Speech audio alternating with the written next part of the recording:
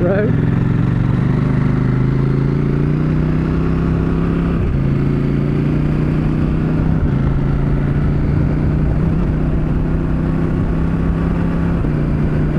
You come the other way on this road, coming down the hill, it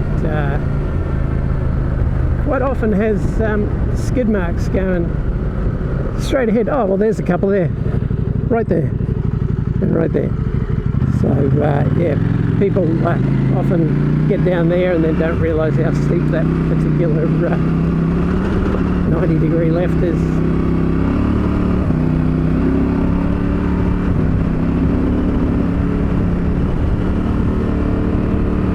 So most of Duck Creek Road is actually tar sealed now at this end. Very boring.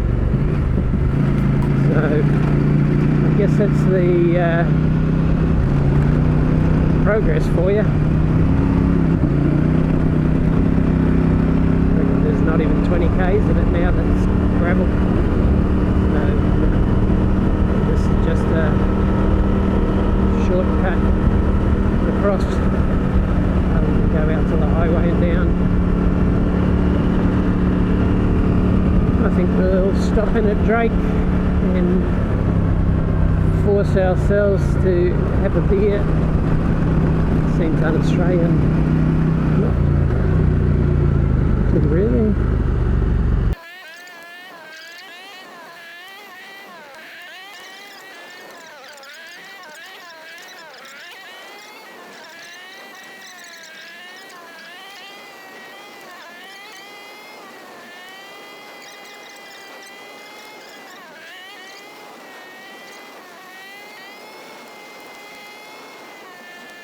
Alright, Rocky River Road again, called Long Gully Road actually.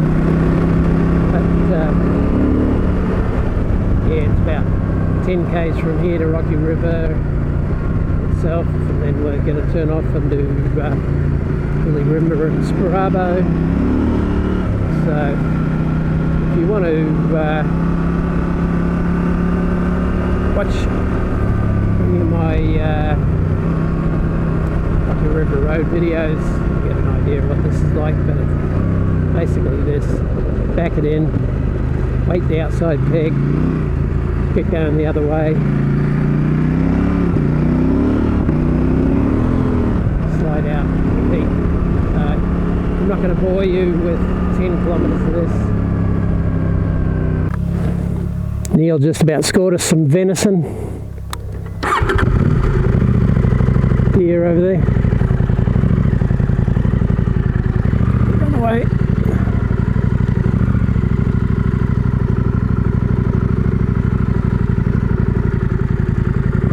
Yeah, a bit hard to see in the grass.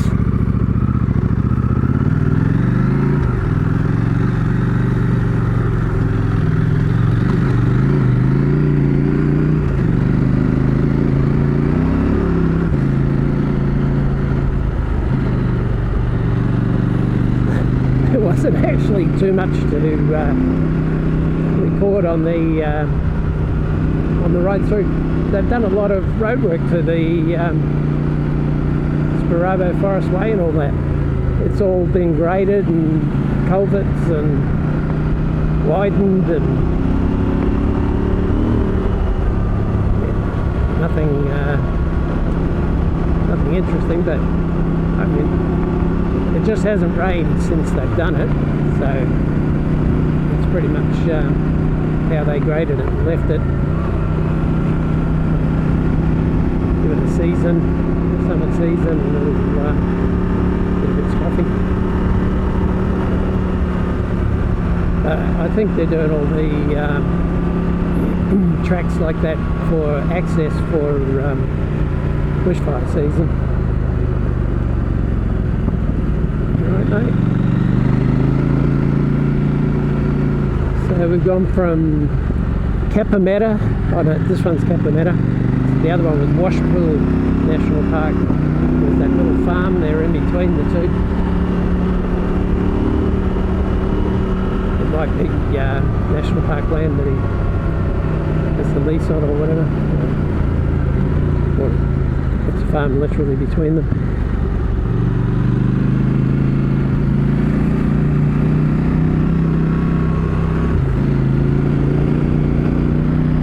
Bit of navigating to do, so Neil's up front. I think we're going to have to peel off this in a shorter way than we normally would, down through the gates and everything, to get to Glen Innes in time to get a feed. It's already 4:06, sun goes down at 7, so we'll pop into Glen Innes, grab something to eat, and scoot out to Warra National Park to the green, which is about 45 minutes or an hour from memory. I wouldn't go by my memory.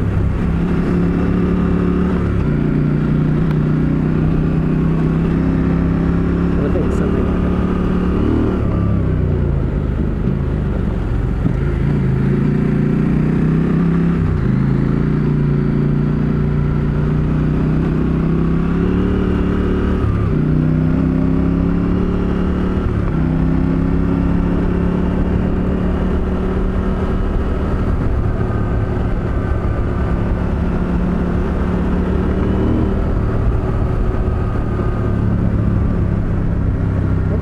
Up on video, but on these roads there's just some embedded rocks that are graders can't pick them out.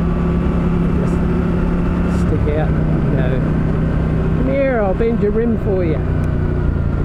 No thanks. There have been some kangaroos out there. Well, speaking of kangaroos, there's another 5 or 6. So, according to Mr. GPS, we've got almost on the dot from here, an hour before the sun goes down. And to say that the kangaroos are out would be an understatement. They are just all over the place, much like my riding.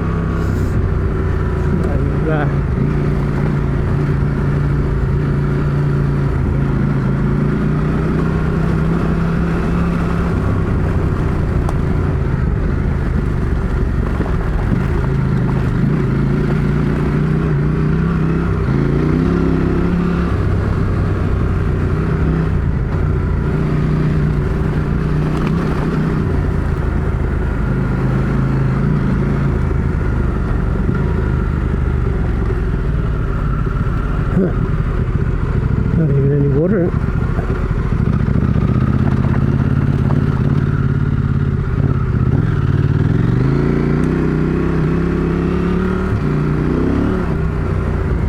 Already dry.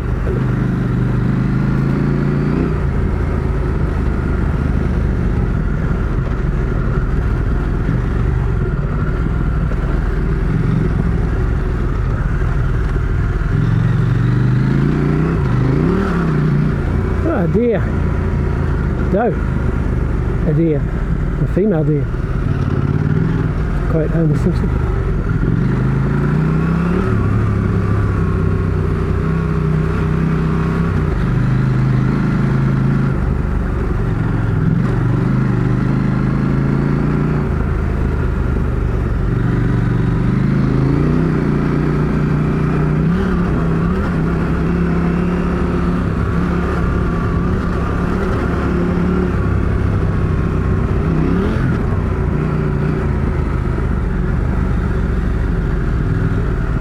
It's up that one, goes through the road.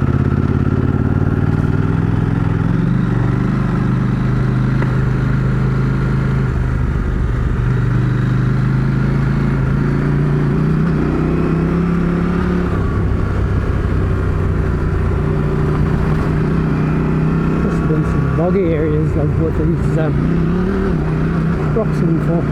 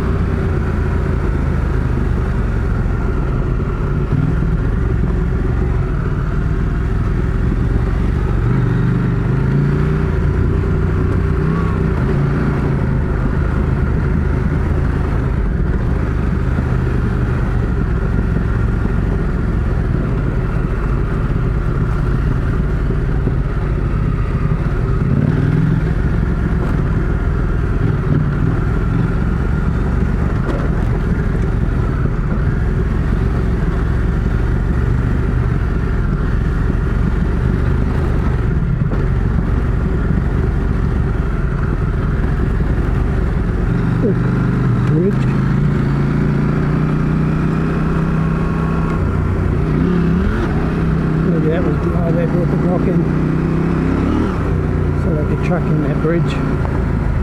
Put it in the swampy bits.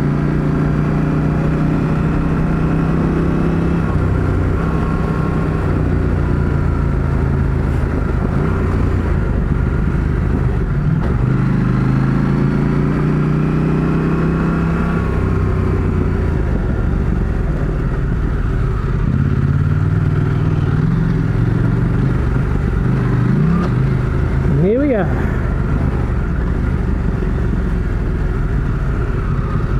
Some locals, kangaroos. That's where we camped last time. That's where we camped the time before. More roos, bit of wood.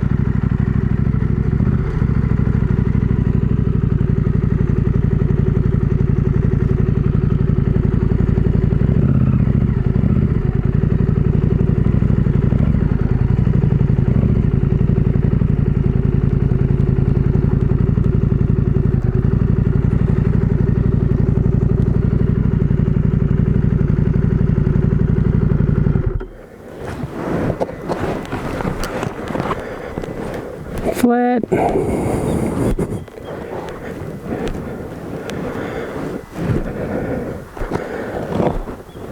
That'll do. Alright, so camping at the Green, Warra Forest. So the tent went up nice and quick. And this time I remembered that my head has to be at the high end, at this end, not down the other end on the alumina. But it actually does go up quite quick. I didn't even think I had the poles at one stage. I thought I'd left them behind because normally they're a separate bag in the bag, but they all go in the one tent bag. So yeah, pretty much you have to bring almost the same stuff. So cooking gear, seat, and repair stuff on this side, tent, sleeping bag, blow up mattress, which is the new one, the big Agnes. So since my other one got a bit of a goiter on the side and you were sleeping on an angle, and then just this smaller bag, this Rhino Walk 30 litre bag as the bag on the top. So all went well. Just been checking out the wood, getting ready for a fire.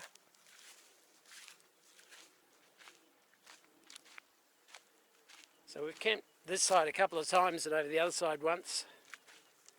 We figured out this is our third time. So Neil's got his set up. Don't think the fly will be needed tonight. Don't think it's going to rain. Famous last words. Bit more room. Bit more spacious, this one. And inside, Neil's too good to sleep on the ground. Everything he does is up off the ground, so he's got the cot. Peasants fucking sleep on the ground. Yeah. Not a peasant. What's that shirt? Where's Birdsville? Near Batuta. The Batuta Hotel. Yeah, I was going to bring it. But the Batuta Hotel that we stopped at for lunch one day and stayed for 48 hours longer. So, if you've watched our Flinders trip, but yeah, bike going good? Yeah, runs like a champion. Yeah. As usual. Yeah. Goes pretty well.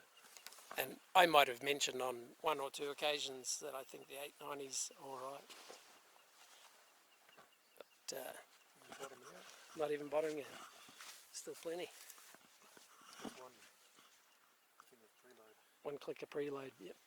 I had to adjust the rebound compression because it was bottoming, cutting up that Billyrimba. Oh, yeah. Over those little water bars. Yeah, yep. The bottom was dropping. Oh, really? I think it's because all the oil leaked out of this one. Ah. Or some of the oil leaked Some, out of it. yeah. Gave her a couple of clicks up the top. Yeah. Because that's the rebound one, I think. Yeah. Right, rebound, red. I went and did all the settings back to standard on mine to what me and Phil had set in both our bikes, what I crossed the Simpson and did the Flinders and everything on. So that's the setup. Surprise, surprise, it's orange.